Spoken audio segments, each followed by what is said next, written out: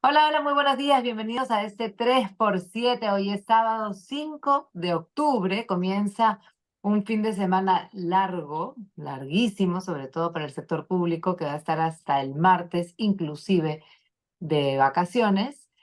Y pues vamos a analizar lo que ha sucedido estos últimos días en nuestro país. Carlos Paredes y Enrique Chávez están con nosotros como siempre, y en el caso de Carlos, esta semana ha tenido también protagonismo frente a acusaciones, cámaras, periodistas, preguntas, un enfrentamiento directo con la fiscal Marita Barreto. Así que directamente preguntamos, por lo menos yo, Enrique, ya dirás tú, pero Carlos, ¿qué ha pasado? ¿Por qué es que finalmente expones a la fiscal que entiendo era tu fuente en ese momento, algo que los periodistas normalmente no hacemos, no contamos quién es el santo, ¿no? ¿Cómo se dice? Se dice el pecado, pero no el santo, si no contamos quién Es es el el santo. No milagro, sé qué pero no tan el santo. santa, no sé qué tan santa tampoco. Sí, hola, ¿cómo están? Una pregunta difícil. Fue una decisión muy difícil del equipo de Contracorriente, que es el programa que yo dirijo, de exponer a una fuente, ¿no? Hicimos lo que en teoría llamamos ponderación de deberes. Por un lado, nuestro deber como periodistas, como dices tú, es cuidar nuestra fuente, por más controvertida, incluso hostil que sea esta, ¿no? Y por otro lado, nuestro deber de ciudadanos, que al conocer que hay una fiscal que flagrantemente está violando la ley, está armando muñecos y se convierte en algo pernicioso y peligroso para la democracia, optamos por lo segundo. Porque además esta fuente había roto el acuerdo antes, ese acuerdo de respeto, de confidencialidad también, ¿no? ¿Por qué?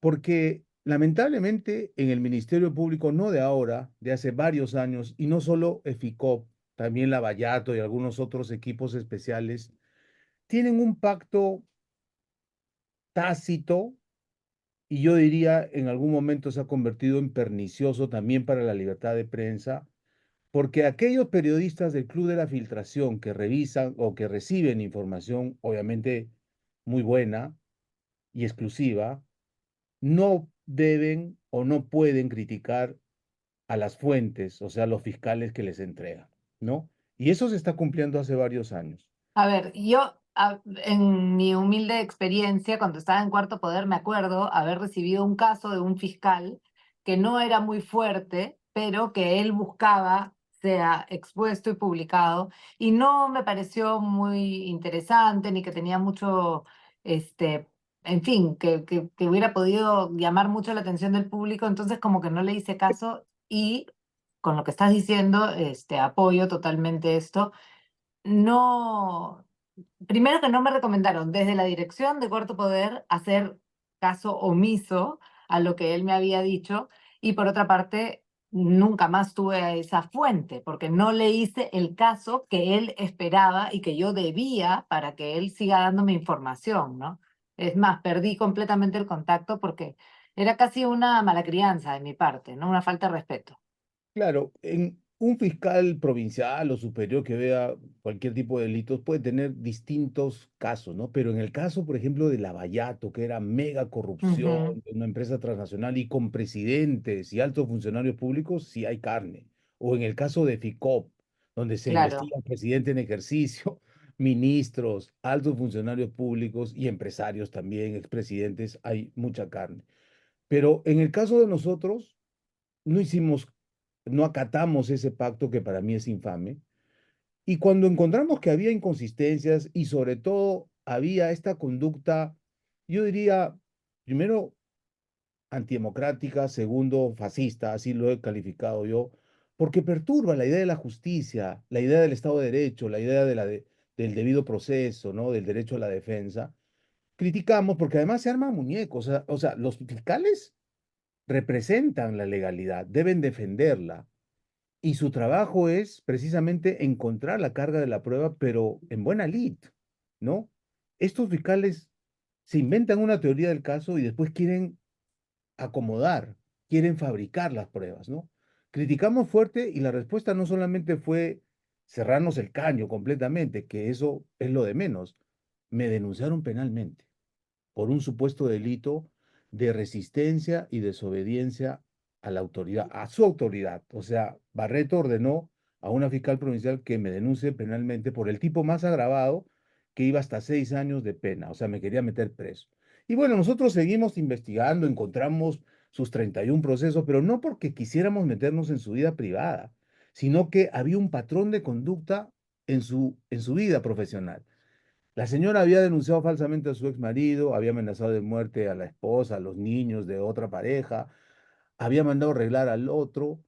Hay dos periodistas que han sido acusados como brazo mediático de la organización criminal de Orellana por el delito de investigar su patrimonio dudoso, una casa en una playa de Asia que ella dice que le ha costado $80,000.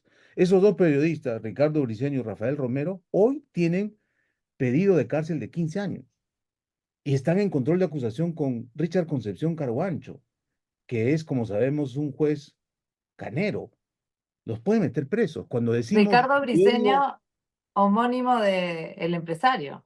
sí, cuando yo Ajá. digo que me quería meter preso, no exagero, me estaba armando una segunda acusación penal por extorsión, valiéndose de una candidata a colaboradora eficaz, ¿no? Y claro, ¿cuál es la prueba? La palabra de ella contra mi palabra, ¿no? Y no dudo que podría encontrar un juez penal que ordene mi detención. Entonces decidimos, ante esa información que sí era verídica, porque seguimos teniendo fuentes potentes en EFICOP, decidimos ponerla en evidencia, porque además ya hemos demostrado que la señora no está preparada para el cargo, ¿no? Sus calificaciones del pregrado, su tesis voladora de alas peruanas, etcétera. Se presentó al concurso de la Junta hace poco, no calificó el examen número 1, que es el teórico, ¿no? Y cuando declara dice que los investigados tienen que probar su inocencia, ¿no? Esa es la calidad de preparación profesional que tiene. Yo siempre he dicho que puede ser una analfabeta jurídica y no la estoy, en verdad insultando, estoy calificando su nivel de preparación, ¿no? Así que tomamos una decisión muy difícil, la verdad, controvertida, pero yo creo que en esta ponderación de deberes, yo he preferido desenmascarar a una fiscal que creo que es muy peligrosa para cualquier ciudadano. Estamos viendo el caso de Briceño, el empresario que teniendo abogados y dinero para pagarlos, etcétera, está pasando una situación kafkiana hace varios años por cortesía de José Domingo Pérez. Y tenemos del otro lado un hombre humilde que ha trabajado todo el tiempo de chofer de PPK, el señor Bernaola, que le han desgraciado la vida a él y a su familia. Su hija estuvo a punto de quitarse la vida por esta decisión. Entonces, ¿qué es? ¿Es abuso? ¿Es megalomanía? ¿Es ignorancia? ¿Es corrupción? ¿O todo a la vez? Yo creo que es todo a la vez.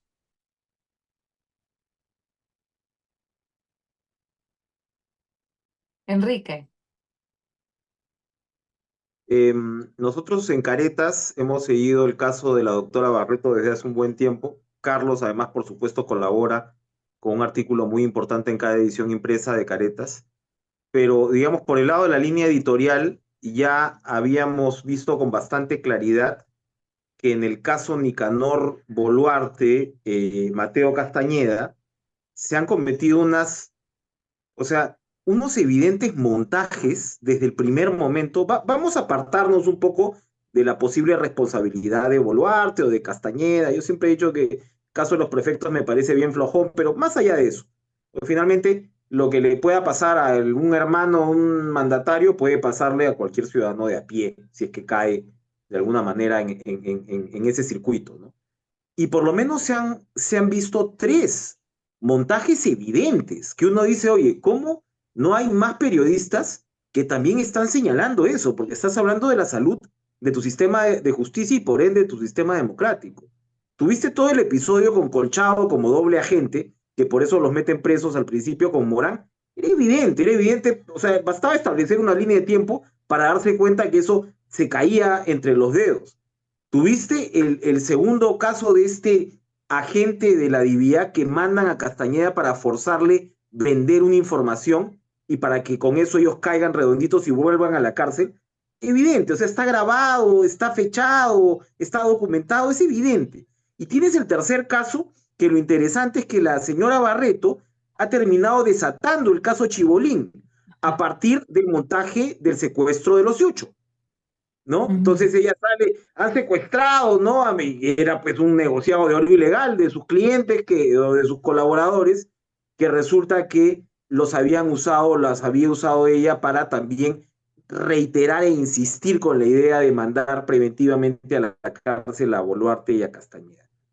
Y claro, es en ese desarrollo donde evidentemente la relación con Carlos se va deteriorando, digo, periodística, ¿no? Él en su programa, ¿no? Critica también insistentemente a la fiscal Barreto, y es evidente, o sea, él explica sus razones por qué revela a la fuente en este caso, ¿no? Que le entrega el expediente de Bermejo, pero no darse cuenta que estamos luego, además del caso Lavajato, que ustedes acaban de tocar, ¿no? Con los vicios que ha tenido ese caso, el impacto gigante que ha tenido ese caso. De ese caso ya no queda nada. Ya Brasil ya anuló todo, ya les anuló todo acá, los temas de Barata, de Odebrecht, Marcelo Odebrecht, etcétera. No queda nada de ese caso, queda muy, muy poquito. El Queda el daño balance, que se le ha hecho a las personas exacto, investigadas. la historia dirá cuál es ese balance más allá del balazo que Alan García se pegó en la 100. O sea, después de esa experiencia, ¿no? Con fiscales que de repente eran un poquito más sofisticados, ¿no? Vela, Pérez, que sin embargo, pues parece ser una persona con una estabilidad emocional particular, ¿no? Pero digamos, más sofisticados, pero ya lo que ves con Marita Barreto, pues, está sobre la mesa. Entonces, que una sociedad, Pero, comenzando por sus periodistas, no sea capaz también de ser un poco más crítica con lo que está viendo, porque sencillamente somos adictos pues a que todos se caigan 6 o 7 o 10 presidentes o 15, ¿no? De una vez que se caigan todos y que todo se incendie para que lleguen Taurumala o llegue sabe Dios qué. Si la propia prensa no hace una suerte, porque ahorita he visto esta semana que sigue habiendo conflictos entre periodistas, entre bandos, entre quienes defienden a Marita Barreto contra quienes no, si no se puede ver objetivamente cómo estos fiscales están manejando sus casos, pues seguimos mal, ¿no? O sea, a mí no me queda ninguna duda de los métodos de la doctora Barreto por lo menos desde hace 4 o 5 meses. O sea, ella estaba decidida a tumbarse a este gobierno porque ya se había tumbado al otro. Entonces su chamba es tumbarse los gobiernos. Ok, túmbatelos, pues, pero encuentra la carne de buena manera. No vayas armando, montando casos que, insisto, vergonzosamente son acompañados por parte de la prensa. claro, el asunto es que ya no se trata de una personalidad más o menos estrafalaria, si es José Domingo Pérez o si es Marita Barreto, sino que tampoco sus jefes, ni el órgano de control, el sistema de justicia, ni nadie por encima pone la situación como debería ser. Alguien tiene que, por ejemplo, en el caso de Lavallato, ya en este momento decidir si es que es un caso que ya no tiene ninguna forma de ser sustentado. Tantas cosas que ya se han caído, tanto tiempo investigando, tantas ampliaciones, tantas cárceles preventivas y al final de cuentas no se llega a nada, solamente al debilitamiento de este equipo de fiscales que eran los héroes y que también se han caído y que ya no funcionan. Lo mismo que fue Marita Barreto cuando cayó la fiscal Benavides, ¿no? La fiscal de la Nación. En ese momento ella surgió y de pronto ya conocemos ahora lo que está ocurriendo y cómo es que ellos tratan de manipular la situación para conseguir lo que creen en la teoría que arman y conseguir respaldarla a como dé lugar, ¿no? Que de eso no se trata, es el sistema de justicia finalmente el que los permite actuar así. Sí, yo creo que a los jueces y a los fiscales se les debe conocer por sus resoluciones y por sus resultados concretos en casos específicos. Tú has hecho un balance de estos casos emblemáticos. ¿Cuántas veces los jueces serios le han devuelto las acusaciones fiscales a José Domingo Pérez? Por ejemplo, en el caso Cócteles. En los últimos meses, cuántos Decenas. eh, detenidos o preliminarmente por el equipo de fiscales de EFICOP han recobrado su libertad porque los casos, las carpetas estaban mal planteadas, con Ujú. amonestación y todo. Es increíblemente ridículo, yo diría vergonzante, Deficiente, ¿no? que algunos fiscales y también jueces hacen copy-paste de otros casos, ¿no? En el caso Chibolín, a una fiscal se le ha detectado que hizo copy-paste de una acusación de Pedro Castillo. Hace poco, el juez Richard Concepción Carguancho copió tal cual el pedido del fiscal y se le escapó esta fiscalía cuando debería ser este juzgado, ¿no? Le Mm. llamaron la atención públicamente. O sea, no se puede administrar justicia con copy-paste, no se puede administrar justicia con megalomanía. O sea, creo que también debería verse un poquito cómo está la salud mental de estos magistrados, ¿ah? Porque eso es terrible.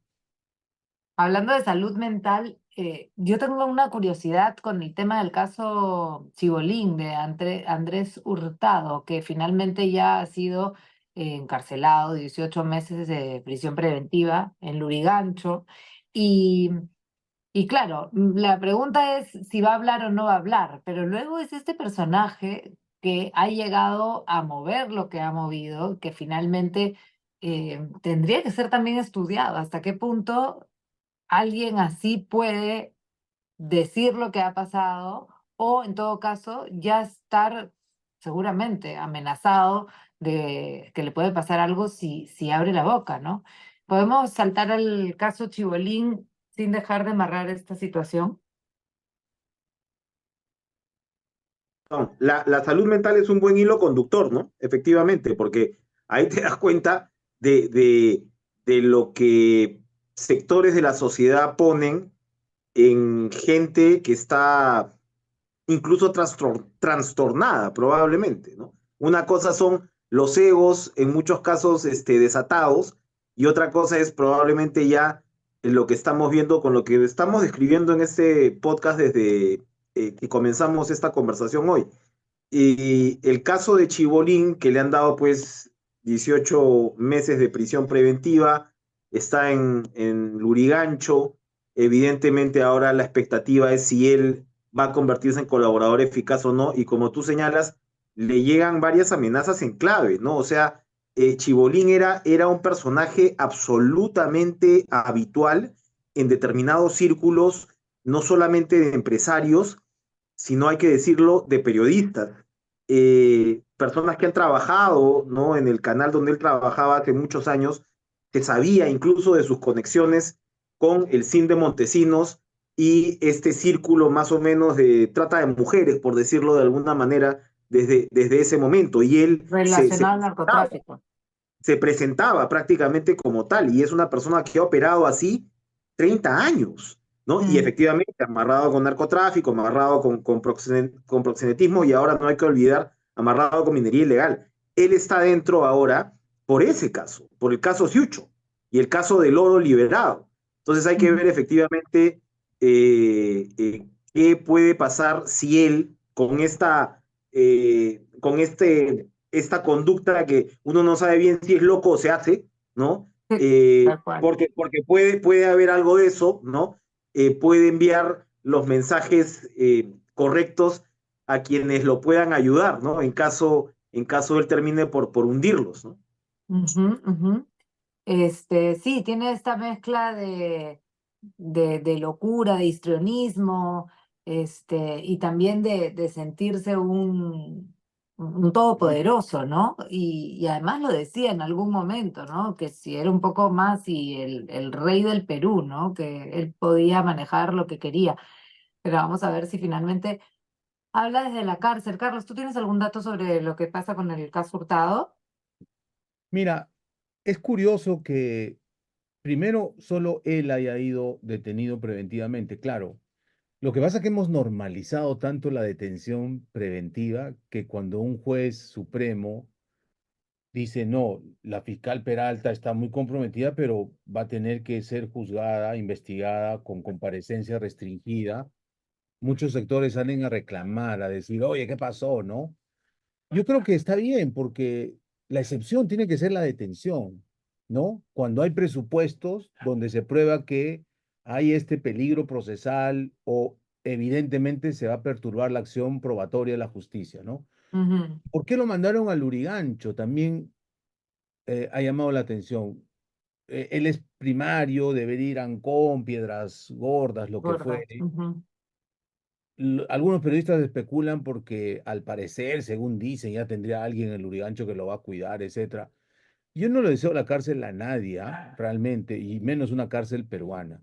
¿Qué va a pasar? Es una muy buena pregunta, porque es un entramado bastante complicado. No solamente tiene que ver con magistrados, jueces y fiscales, tiene que ver con políticos. Muchos han pasado por su programa, algunos pagándole surretizamente con plata del presupuesto público que va como financiamiento a partidos políticos.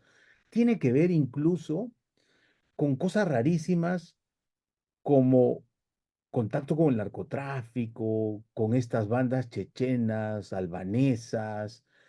Ha salido un agente de la DEA ahora y no me extrañaría porque la DEA también tiene pues sus informantes, no me extrañaría que el mismo Chibolín haya trabajado ahí como doble agente, si sus vínculos con este submundo vienen desde la época de Montesinos. Es decir, el tipo tiene más de 30 años metido en en este entramado que hoy ya le tocó.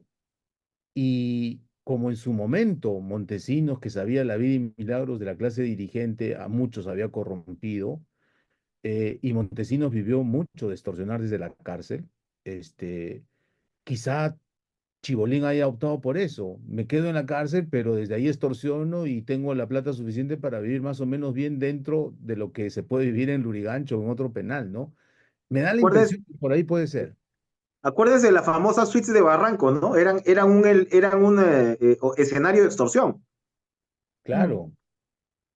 Los grababan a todos, ¿no? En fin, y conozco, no voy a decir nombres, ¿no? Porque creo que alguno ya ha fallecido.